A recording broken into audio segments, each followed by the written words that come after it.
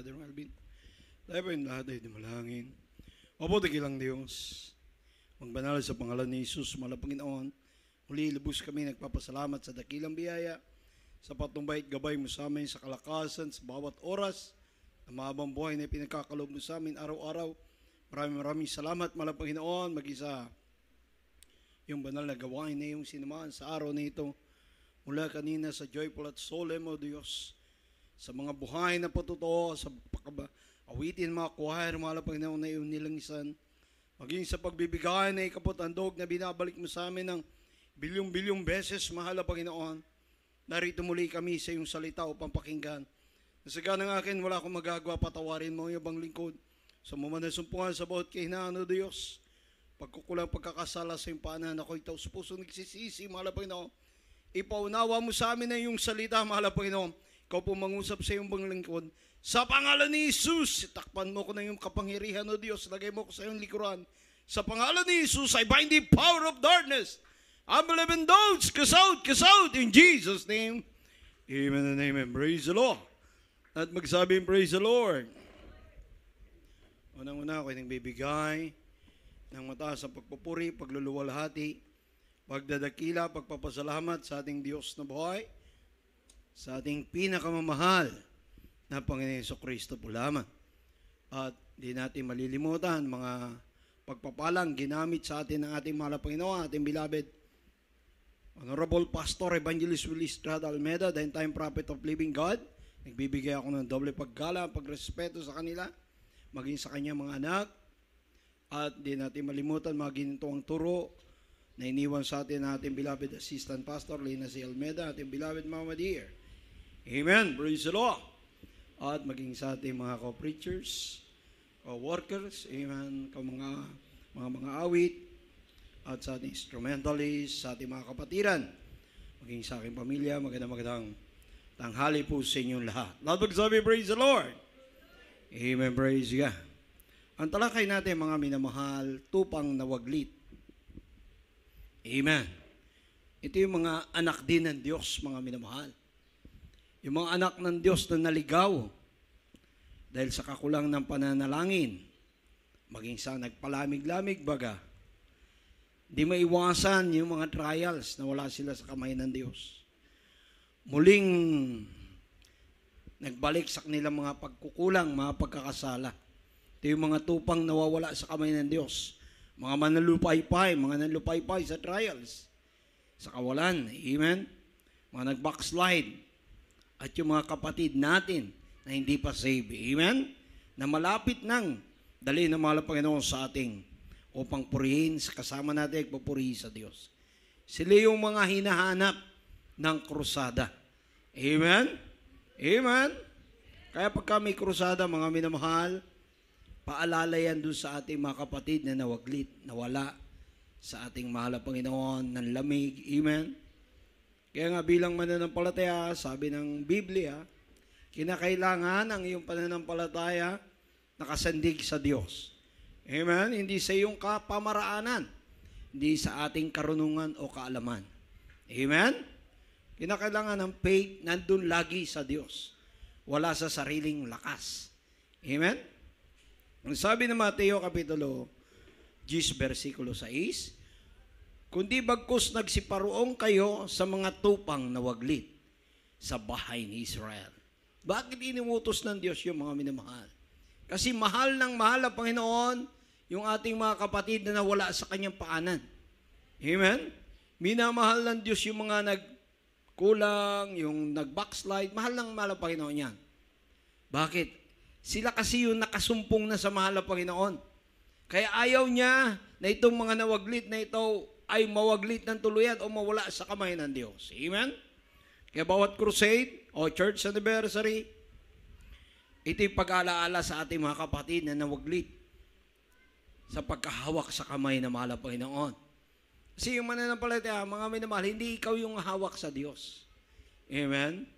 Kinakailangan tayo'y panghawakang mainam ng ating mahal na Panginoon. Amen? Dumalangin tayo lagi na tayo panghawakan sa ating pananampalataya, sa ating paglilingkod sa Diyos. Hindi yung ikaw ang hawak sa Diyos. Maaring makabitaw ka. Amen? Yun ang tendency. Makakabitaw ka. Sa Mateo 15:24, ang sabi ng malapit, hindi ako sinugo kundi sa mga tupang naligaw sa bahay ng Israel. Tingnan nyo? Tinatawag talaga ng mahal ang Panginoon yung mga nawala sa kanyang kamay. Amen? Kaya sinong gagamitin dito? Yung mga tumatag sa pananampalataya. Amen? Yung naging mga matapat. Yung sumunod na may takot sa kalooban ng Diyos. Katulad ngayon, mga minamahal, may gaganapin tayong church anniversary. Revival crusade yan. Kasi 2 araw. Amen? Maraming taong dapat makalapit sa Diyos. Hanapin natin yung mga anak ng Diyos. Yung ating mga kapatid na waglit, na wala. Katulad nung unang araw kami minapuntahan kaming lugar dyan banda sa may Sambabanda yun. Sa lugar ng Santa Catalina. Merong isang area pala dyan na una namin napasok. Yan pala ay mga kapatiran natin karamihan na araw. Nung sabi nila, ang kwento nila, hindi pa raw ito mabahay yung lugar na yun. No? Kaya may nabigyan ako doon, mga minamahal. Ano sabi niya? Ay, taga rito ako. Sabi niya ganun. Dito ako sumasamba. Tinitignan ko. Ay, sanlibutan na ang forma. Ang sabi ko, Mami, kayo muling tinatawag ng ating dakilang Diyos na buhay. Amen? Kaya yun ang araw natin, mga minamahal, ngayon. Kaya nga kung wala kayong panahon sa bahay, wala kayong magawa, hindi kinapag-ayun, sumama kayo sa sounding. Hanggang Biyernes pa yan. Amen? Kaya panahon natin para magamit tayo ng mahal na Panginoon.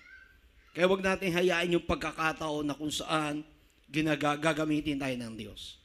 Matutuwa ka dahil sa ngayon mga minamahal, wala nang diba-dibating mangyayari. Wala na yung makukulit sa tabi-tabi. Yung nang aasar. Na wala eh. O yun ang aking nahanap nung unang araw kami nag-sounding. Sabi ko, bakit wala? No? Totoo ang Biblia. Bakit? Hinug na ang palayan ng Diyos. Amen? Hinug na para dalhin sa paanan ng Diyos sa mga tao. Amen? Pakibasa po ito. Mateo 15:23 talon sa 25. Ang Ebanghelyo en kay Mateo Kapitulo 15, talatang 23 at 25. 23. Datapwat siya hindi sumagot ng anumang salita sa kanya at nilapitan siya ng kaniyang mga alagad at siya pinamanhikan na nangagsasabi, paalisin mo siya sapagkat nagsisigaw siya sa ating hulihan. Sa 25, datapwat lumapit siya at siya sinamba niya at nagsasabi, Panginoon, saklolohan mo ako. Amen. Praise the Lord. 15, 23, 25. Tingnan niyo mga minamahal. Sabi rito, dapat lumapit siya sa kanya at sinamba siya, Panginoon, at nagsabi, Panginoon, saklolohan mo ako. Sino yung humihingi ng sakloro rito, mga minamahal? Ito yung mga tao na kung saan nawaglit sa bahay ni Israel. Sa bahay ng mahal na Panginoon. Sila yung naalipin ng kasalanan muli. Ito yung tao, isa ito sa tao na ating hinahanap ngayon. Amen? Dapat mabigyan ng leaflet para makalapit sa Diyos. Amen? Kasi pag walang nag-guide sa kanila mga minamahal, mawala yung tamang way ng kaligtasan. Maraming yung mga ngaral. Napakarami ng false prophet. Napakarami. E mapalad tayo, dinala tayo ng mahal na Panginoon sa tunay na iglesia ng Diyos. Amen? Sa tunay na kawan ng Diyos. Sa 15:24, hindi ako sinugo, sabi ng mahal na Panginoon, kundi sa mga tupang naligaw sa bahay ng Israel. Sila, yung mga taong nasa lusak ng kasalanan. Yung mga taong nasa banig ng karamdaman. Amen? Ano sabi niya? Sa Matthew 9:12, ang walang sakit ay hindi nangangailangan ng manggagamot, kundi ang may sakit. Amen? Yung salitang binibitiwan ng Diyos, mga minamahal, ang tinatawag niya yung mga nasa banig ng karamdaman. Kaya sabi niya, magsiparito kayo sa akin, mga napapagal at nabibigatan luba at akin kayong pagpapahingin. Sila yung tinatawag. Tingnan mo, pag medyo malakas yung physical body ng isang tao, bigyan mo ng invitation, tatango-tango lang. Amen? Pero hindi mo siya makikita. Doon sa dako ng Middle East, mga minahal sa Kuwait, pag kami ganyan, anniversary, fasting kami kung ilang araw, tapos hahayo kami. 5 days before ng anniversary, hahayo kami. Pag hayo namin, mga minamahal, marami leaflet na ipinamimigay. Marami, bawal nga rin sa ganon. Alam niyo ba pag kami foreigner, yung foreigner na kano, ano sagot nila? I don't know Jesus. I don't like Jesus. Sabi nila. Tingnan mo, yung mga British ganon din. Hindi ko kailangan ng Diyos. I don't like God. Maririnig mo sa kanila yan, mga minamahal, masyak ka eh. Meron palang taong ganun. Nagugulat ako pagka ganun ang naririnig ko. Kaya sinusundan ko siya para siyaran. Pero iismirang kanya. Nakaranas ako ng ganun. Sabi ko, kawawa naman ng mga taong ito. Mayayaman na tao, may kakayanan para makalapit, magamit sa Diyos, pero walang halaga sa kanila. Kaya mapalad yung mga tinawag ng Diyos na sa karamdaman eh. Tayo. Amen? Dahil binigyan natin ng kalagahan ang kaligtasan. Matthew 10:44 po, pakibasa po. Tingnan nyo to ha. At sundan ng Romans 2:11. Dito po sa aklat ng Mateo Kapitulo 10, talatang 42. At sino mang magpainom sa isa sa maliit na ito ng kahit isang sarong tubig na malamig dahil sa pangalang alagad, katotohanang sinasabi ko sa inyo na hindi mawawala ang ganti sa kaniya. Ima, pagpalain ng dakilang Diyos ang kanyang salita. No? Sino man magpainom sa isa sa maliit na ito ng kahit isang basong tubig na malamig, dahil sa pangalan ng alagad, anong sabi ng malapainom? Katotohanan, sinasabi ko sa inyo na hindi mawawalan ng ganti sa kanya. Bakit sinabi ng Diyos to? Ang ibig sabihin ng mahal na Panginoon, sino mang tao, kahit sino, gumawa ng kapamaraanan para sa kaligtasan ng isang tao, hindi mawawala ang ganti sa iyo ng Diyos. Amen? Ibig sabihin, aalalahanin ka ng Diyos sa mabuting bagay. Lalo-lalo na, halimbawa, gumagawa tayo sa pagbibigay para sa kaligtasan ng tao. Di lalo na yung soul winning. Amen? Ang soul winning, mga minamahal, napakahirap. Pero walang imposible sa ating dakilang Diyos na buhay. Yan yun. Bukod doon sa binigyan mo ng tubig yung mga ngaral o yung alagad, bukod doon may pagpapala ka na. Higit pa. Amen? Higit pa pag ginawa mo ang kalooban ng ating mahal na Panginoon. Roma 2:11. Ano sabi doon? Ang Diyos ay hindi nagtatangi ng tao. Amen? Pakibasa po. Bakit hindi siya nagtangi? Ating basahin, mga minamahal. Dito po tayo sa mga taga-Roma, Kapitulo 2, talatang 10 at 11. Datapwat kaluwalhatian at karangalan Amen? at kapayapaan ang sa bawat taong gumagawa ng mabuti, sa Hudyo ang unang-una at gayon din sa Griego. Sapagkat ang Diyos ay hindi nagtatangi ng mga tao. Amen. Tingnan nyo, ang ganda nung talata, di ba? Datapwat kalulatian at karangalan at kapayapaan ang sa bawat taong gumagawa ng mabuti. Sa Hudyo at unang-una, gayon din sa Griego. Bakit sinabi ng talata? Bakit sinabi sa Romans yun? Sapagkat kapag ginagawa natin yung para sa kalooban ng Diyos, ayan ang ipagkakaloob sa atin na mahal na Panginoon. Amen? Kasi ang malabay di na may mili eh. Kung ayaw ng tao na yun, lipat tayo, lipat, hanggang sa matagpuan natin yung tunay na anak ng Diyos. Amen? Kasi hindi natin kilala yung anak ng Diyos, mga minamahal. Yan, pagka nag-backslide na yan, iba na itsura niyan.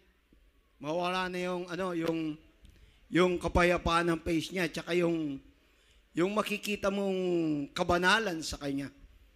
Mawala.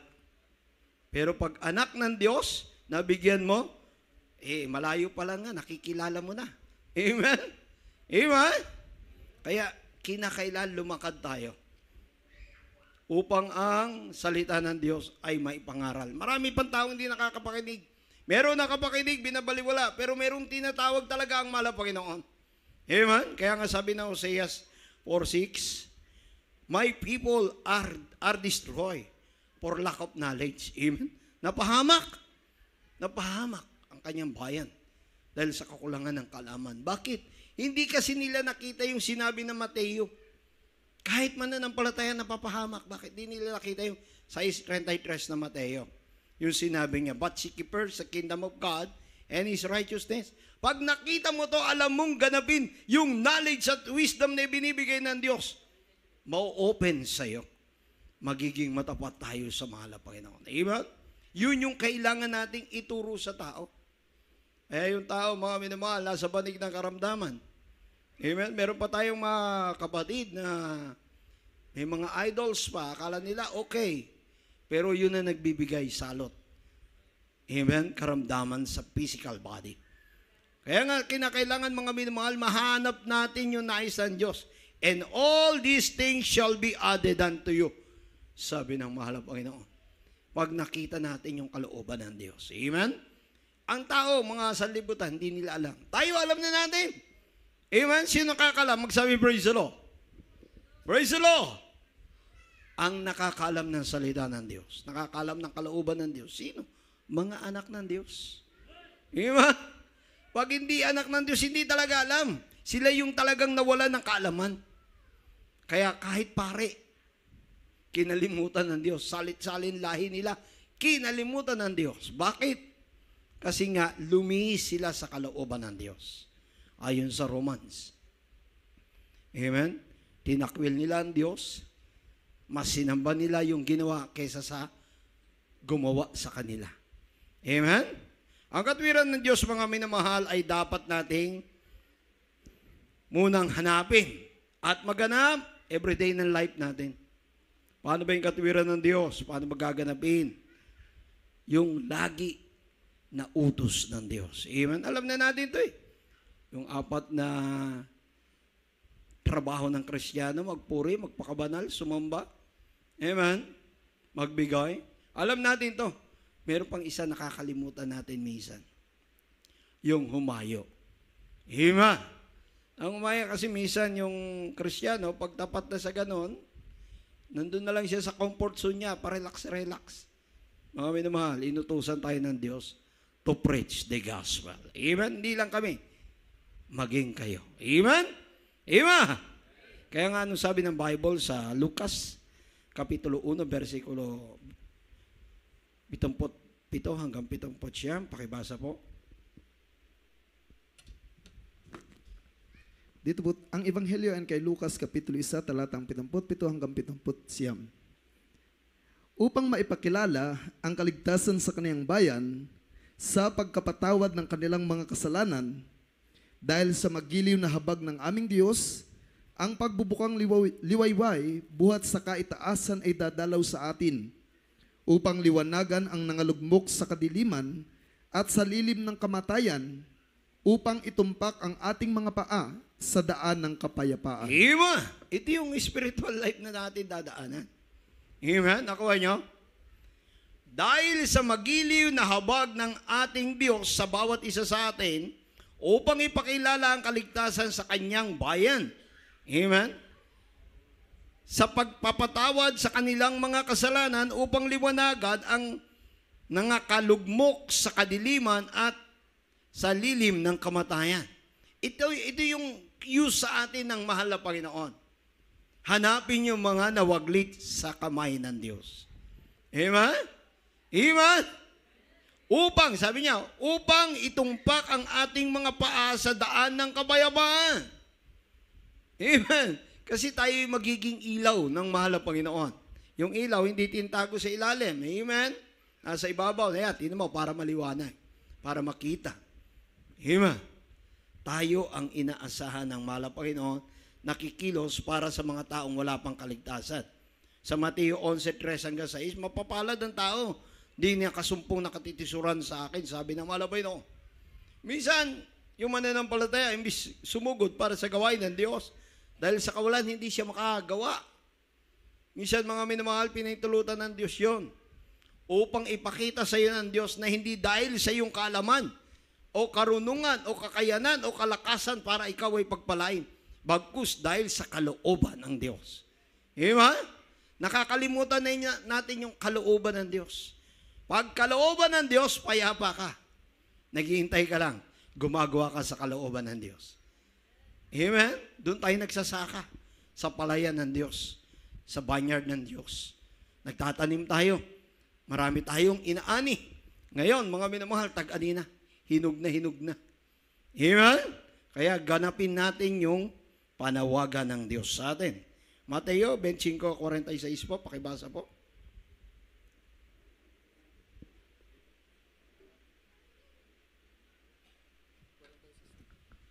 Ang Ebanghelyo ayon kay Mateo Kapitulo 25, talatang 46.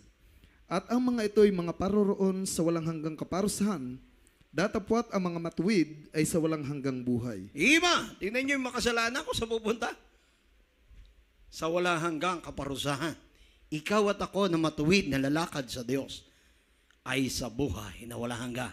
Ima, palakpakan natin dakilang Diyos na buhay. Yun ang gustong irigalo sa atin ng Diyos. Amen? Ano yung ginagantimpala sa atin na mahal po sa 34 ng 25 Mateo? Pakibasa po. Ang Ebanghelyo ayon kay Mateo Kapitulo 25, talatang 34.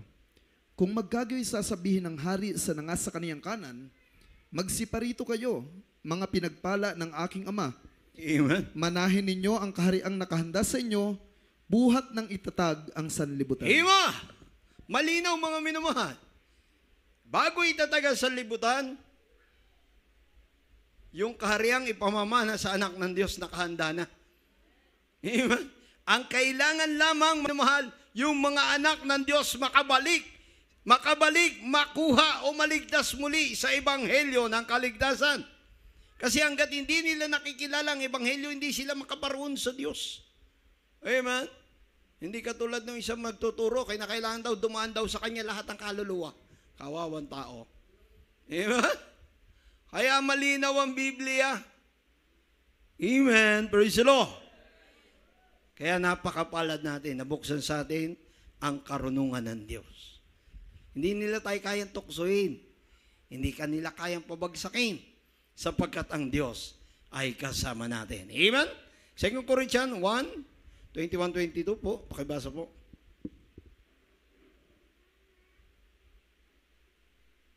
Tatlong talata na lang tayo. 2 Corinthians 1, 21-22. Dito po sa aklat na ikalawang Korinto, Kapitulo 1, talatang 21 hanggang 22. Ngayon, siya na nagpapatibay sa amin na kasama ninyo kay Kristo at nagpahid sa atin ay ang Diyos. 22. Na siyang nagtatak naman sa atin at nagbigay ng patotoo ng Espiritu sa ating mga puso. Amen. Glory to God. Siya na ang nagpapatibay sa atin sa lahat. Lahat na nakay Kristo, siya ang nagpapatibay. Amen? At siya din nagtatak naman sa atin ng ng mga patotoo ng Espiritu sa ating puso. Amen? Kung walang patotoo, mga minamahal, yung pananampalataya natin hindi lalago. Kaya merong testimony, pagpapahayag ng kaluwalhatian ng Diyos. Amen? Sa ibang congregation, ang patotoo, ay salamat po, ako'y meron ng business na ganito. Wala kang makikitang himalang patotoo. Dito sa atin, mga minamahal, lahat ng patotoo, sign and wonders and miracle, makita mo. Amen. Bubusugin ka ng mahal na Panginoon upang maging malakas. Yun yung dala natin. Kaya pag lumabas ka, na-memorize mo yung patotoo, glory to God. Doon sa Candelaria, meron akong pinakikinggan nagpapatotoo. Sumama ako sa yung unang hayo nga. Sabi ko nga sa inyo, ako hindi magsasalita ng marami. Makikinig ako sa inyo kung kayo'y nakakaalam na ng kalooban ng Diyos. For the glory of God, mga minamahal, yung isa sa manggagawa ng Diyos, masipag, magpatotoo. Talagang pinagpala siya ng mahal na Panginoon. Sister pa man din siya. Ako lang kasi yung brother doon sa kanila. Pagka maglilians, tawag nila ako. Pag mapatanggap, tawag nila ako. Pero pag mag-share sila lahat, pinakikinggan ko lang. For the glory of God, natuto na sila sa kalooban ng Diyos. Amen? Kaya kailangan masanay tayo, mga minamahal, hindi sa pulpito. Ito, hayaan nyo na to. Sa baba ng pulpito, mas marami na loksol at nandun yung mga nawaglit sa kamay ng Diyos. Amen? Sabi ng unang John 2:20, talon sa 27, at kayo'y may pahid ng banal, at nalalaman ninyo ang lahat ng bagay. Alam daw natin lahat ng bagay. Dahil sa pahid, yung pahid ng banal, yun yung kapangyarihan ng Diyos.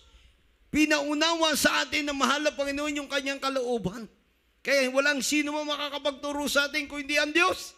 Diba? Bagamat nakakarinig tayo ng preaching, yung preaching paalalay sa kalooban ng Diyos para maging malakas ka. Paunawa muli, paggising sa pananampalataya. Pero pag mag-isa ka na, ang tagapagturo natin, ang Diyos na makapangyarihan sa lahat. Pakibasa po. Unang 1, 2, 20, talon sa 27.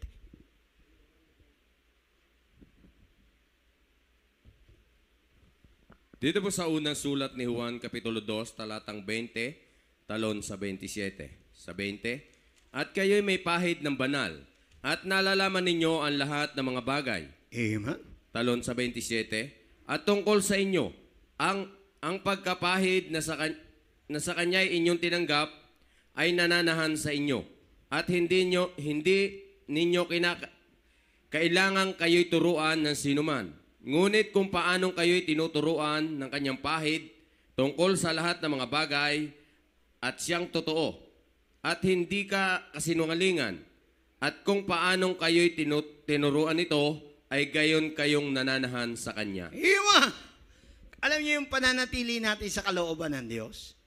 Yung araw at gabi, nandyan tayo. Alam niyo kung bakit? Dahil naituturo sa atin ng mahal na Panginoon yung kanyang kalooban.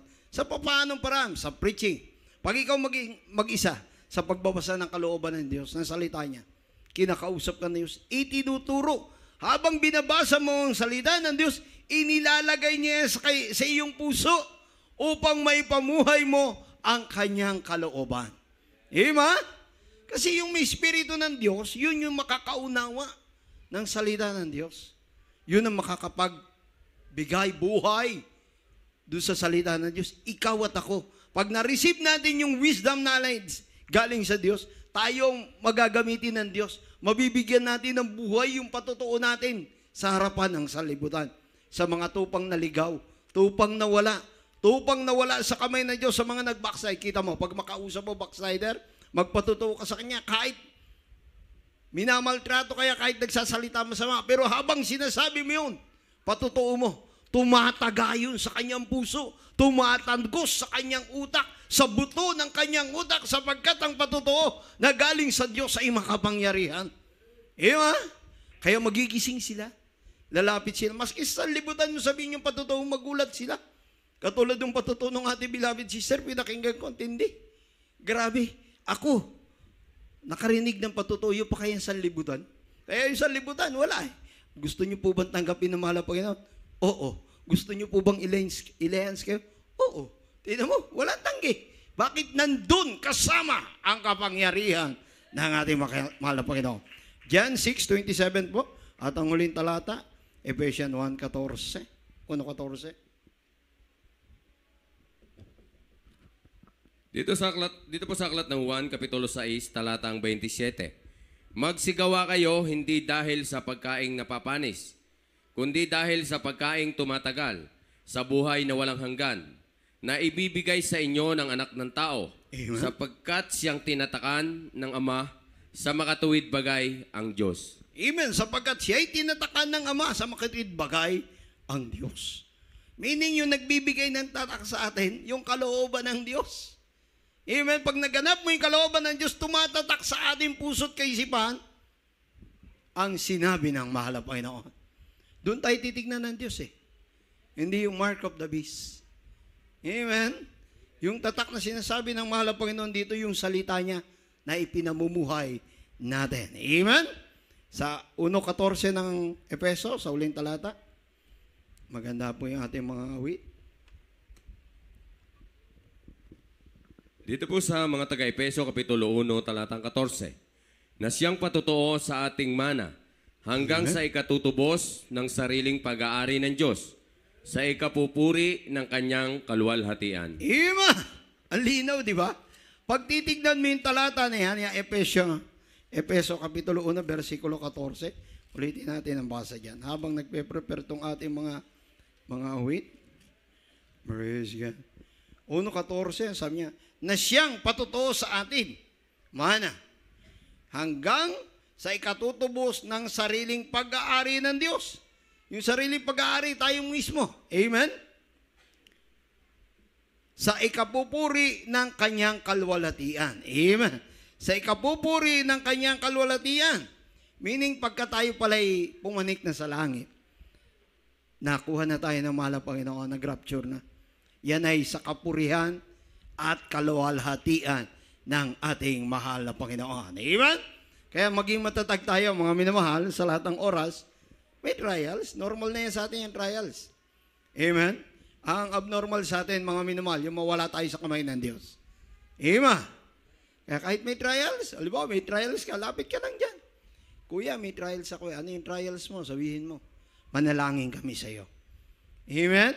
Yung prayer na yon, sa prayer ng ating beloved Honorable Pastor, i-granted na maging matibay ka sa trials o malagpasan mo ang trials at maging matatag kang Kristiyano.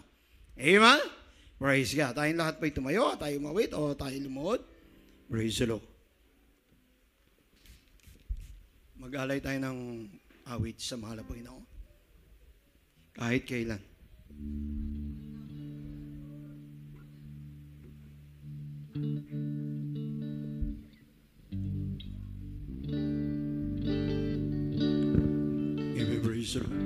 Awitin natin lahat ng mga minamahal.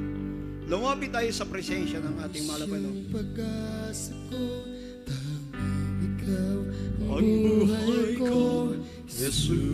Yes.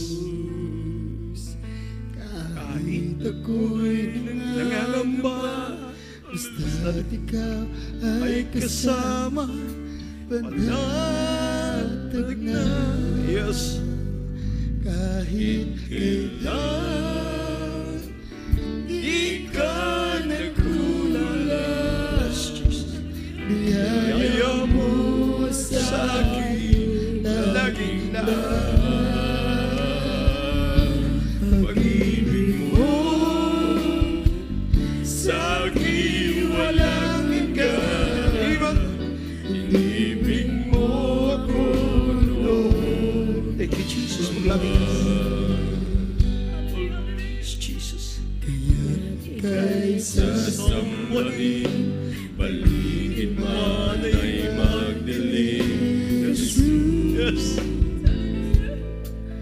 Kahit may suliranin man, ang lagi kong tatawagan, ikaw lamang. Hallelujah. Kahit kailan di ka nagkulang, Jesus. Maglabing ka. biyaya mo sa akin laging Thank you, Lord. pag-ibig mo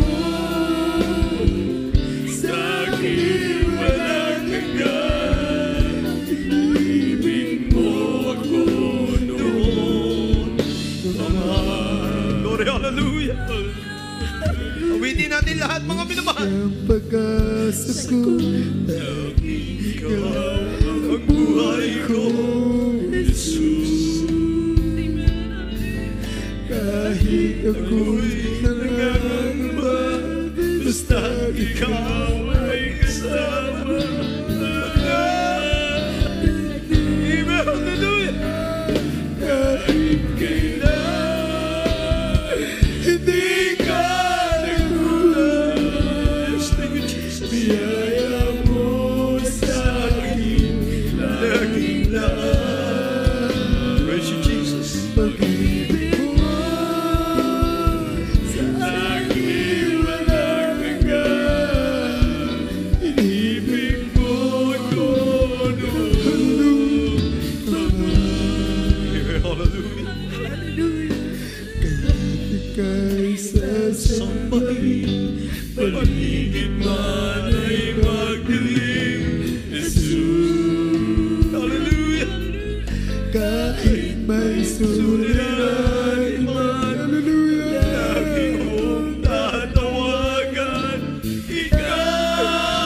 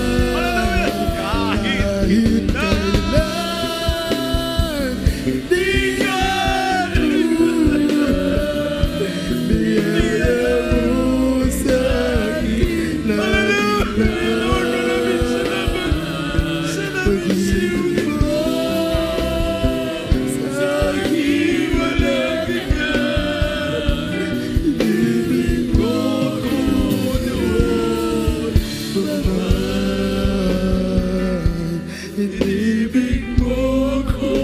Hallelujah. Hallelujah. Inibig mo ako noon. Hallelujah. Hallelujah.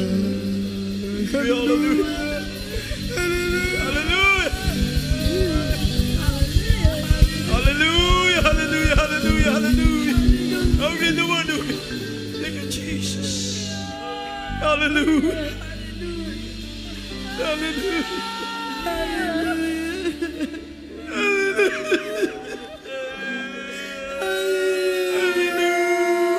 Lord, thank you for the sweet presence of God. Thank you, Jesus.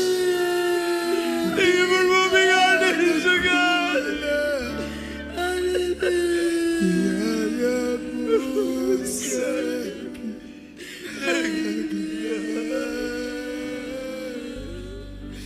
Pag-ibig mo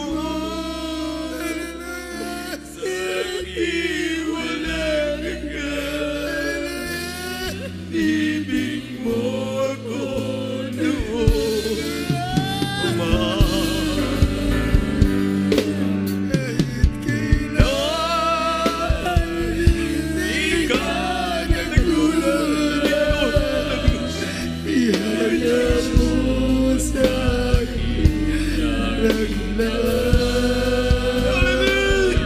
pag-ibig mo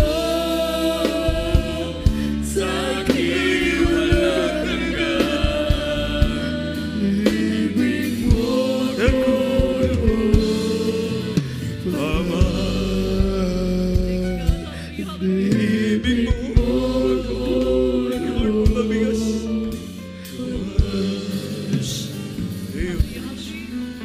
God bless you. Mga minwa, kahit kailan, ang ating mahal na Panginoon, hindi tayo niya pinababayaan. Nakatingin siya lagi sa atin. Ang kailangan lamang tayo magsumamo. Nakikita niya ang ating pangangailangan, ating kakayanan. Para sa kanyang kaluwalhatian, ating magagampanan. Ang kailangan, mga minamahal, magkaroon ng humility ang mga anak na Diyos. Kahit sa anong bagay, kahit kaninong tao, mga minamahal. Sapagkat yung pagpapakumbaba, mga minamahal, sign ng Holy Spirit yan. Kailangan natin lagi yan, mga minamahal. Kahit kanino. Amen. Higit sa ating mahal na Panginoon Jesus. Lagi tayong nakaluhod, lagi humingi ng gabay. Susumamo sa Kanya. Tayo dumalangin. Mabuti kilang Diyos. Amang banal sa pangalan ni Jesus, sa pong dalangin namin, mga pastor. Maraming salamat sa iyong presensya, Diyos. Na nagbibigay lakas sa aming puso sa paglilingkod sa iyo. Maraming salamat sa gabay at patnubay mo sa amin. Sa malakas na pangatuan araw-araw sa biyayang spiritual, material, physical, financial, sa katugunan ng pananalangin namin kailangan sa araw-araw. Na ikaw ang nagpo-provide sa amin sa proteksyon na ipinagkakaloob mo sa aming mga loved ones, unsaved loved ones, sa aming mga anak, sa aming kanya-kanyang buhay, sa aming mga negosyo at pag-aaral, pagtatrabaho ng aming mga anak. Maraming salamat sa biyaya mo sa amin, mahal na Panginoon. Dalangin namin sa iyo, Diyos, anuman ang mga spoken request na prayer na hindi pa nakarating sa iyo, mahal na Panginoon. Paabutin mo sa iyong kalooban, mahal po yung tugunin mo sa imalang kapamaraan ng mga pangangailangan, lalo-lalo na sa pinansyal na pangangailangan sa nalalapit na banal, na crusade, na revival church crusade, mahal na Panginoon. Sa dako ng Kandilarya, mahal na Panginoon, pagpalain mo mainang parating mo na maayos sa mga anak mo, mahal na Panginoon, na mabautismo sa iyong dakilang pangalan. Baguhin mo kanilang buhay, pagalingin mo sila sa kanilang karamdaman, pagpalain sa kanilang kahilingan sa iyong paanan, o Diyos. At yung mga kapatid namin patungo dyan sa Sabado at Linggo na dadalaw sa iyong banal na gawain, o Diyos. Ingatan, pagpalain mo sila, malapit na magbuso mo, pagpapalang walang sapat na silid na sa kalalagyan sa iyong mga anak, sa mga buhay na po totoo, mga mahal na Panginoon, sa awitin ng choir, sa mga mag-aalay ng mga mapuring awitin sa iyo, pagpalain mong mainam, o Diyos, sa araw na yan. At ngayon sa gabing ito, sa hapong ito, sa aming pangangailangan, ikaw nakakita, o Diyos. Pagkaloob mo sa lahat ng aming mga kapatid, maging sa iyo mga manggagawa sa iyong paanan, mahal po yung tulad ng iyong pangako sa amin. Ikaw mag-bless sa amin sa pangalan ni Jesus. Answer our prayer. At tinanggap na namin, tagumpay namin panalangin sa pangalan ni Jesus. Sa panganatdalangin namin, beloved Pastor Willis Rado Almeida, the entire prophet of living God, and is still here in Jesus' name. Amen and amen. Praise the Lord. Patong po natin ating kamay sa ating ulo. Praise God. Tabuhin natin ang ating mga karamdaman, ating mga kahinaan, believe and doubts sa pangalan ni Jesus. O dakilang Diyos, sa mga badal sa pangalan ni Jesus, tinataboy namin sa panganatdalangin namin mga pastor, tinataboy namin ang lahat ng uri ng karamdaman, demonyo mga karamdaman, cancer, demons of cancer, tuberculosis, disease, infirmities, unbelief, cast out in Jesus, demons of cancer, cast out in Jesus, demonyong sakit sa puso, demonyong doubts and unbelief, cast out in the midst of the children of God, demonyong high blood, demonyong panlulupaypay, cast out in Jesus' name. Hallelujah. Hallelujah, praise the Lord. Hallelujah, praise the Lord. Be healed. Be healed in the blood of Jesus. Demonyong kahirapan sa aming buhay, lumayas ka sa pangalan ni Jesus. Hallelujah, praise the Lord. Hallelujah, praise the Lord. In Jesus' name, amen and amen, praise the Lord. Alam po tayo, taas natin ating mga kamay. Jump 3 times, shout with the voice of triumph. Hallelujah, praise the Lord. Hallelujah, praise the Lord. Hallelujah, praise the Lord. God bless you po, mga minamahal.